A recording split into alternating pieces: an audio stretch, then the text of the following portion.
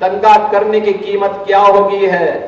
ये उल्टे पोस्टर जब टंगेंगे ना शहर शहर में, और फिर उनसे वसूली होगी 7 पीढ़ियों तक की, ये सारी संपत्ति वसूली होगी। अच्छे अच्छे दंगाई दंगा करना भूल गए हैं।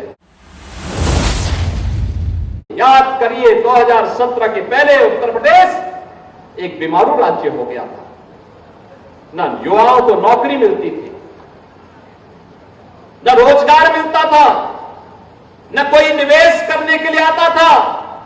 अन्नदाता किसान आत्महत्या कर रहा था, बेटी सुरक्षित नहीं थी, व्यापारी का सम्मान भी नहीं था और उसको सुरक्षा भी नहीं थी।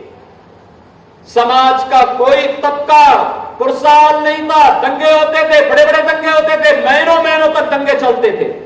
आपने 7.5 वर्ष में कहीं दंगे का नाम सुना है क्या? कहीं दंगा हुआ है क्या? और कोई दंगा कर पाएगा क्या? दंगा करने की कीमत क्या होगी है। ये उल्टे पोस्टर जब टंगेंगे ना शहर शहर में, और फिर उनसे वसूली होगी 7 पीढ़ियों तक की, ये सारी संपत्ति वसूली होगी।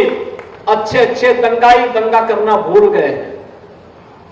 अच्छे खासे जो पहले माफिया सत्ता को संचालित करते थे, इस समाजवादी पार्टी की सरकार को, कांग्रेस की सरकार को जो माफिया संचालित करते थे, उन माफियाओं की पैंट गीली होती हुई भी आप लोगों ने देखी होगी, कैसे गिड़गिड़ाते थे।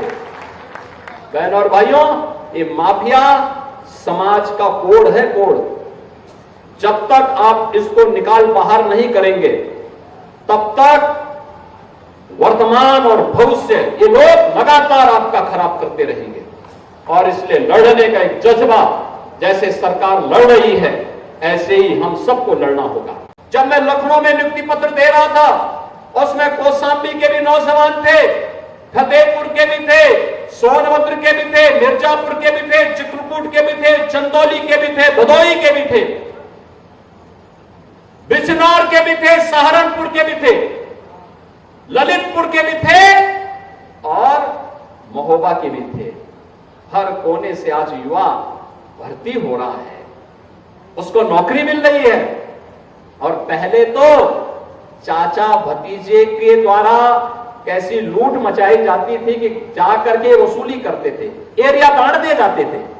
किधर चाचा जाएगा, कहीं भतीजा, कहां भतीजा जाएगा, कहां पर दूसरा भतीजा जाएगा, कहां पर, ये सब महाभारत के रिश्ते एक साथ टूट पड़ते थे। अलग अलग जनपद और कमिश्नरी बांट दी जाती थी, वसूली करते थे, और बाद में जब वसूली में कम और ज्यादा होता था तो चाचा को धक्का देकर बाहर कर दिया जाता था।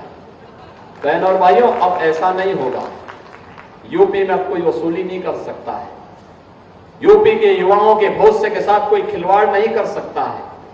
आज यूपी रेवेन्यू सरप्लस प्रदेश बन चुका है।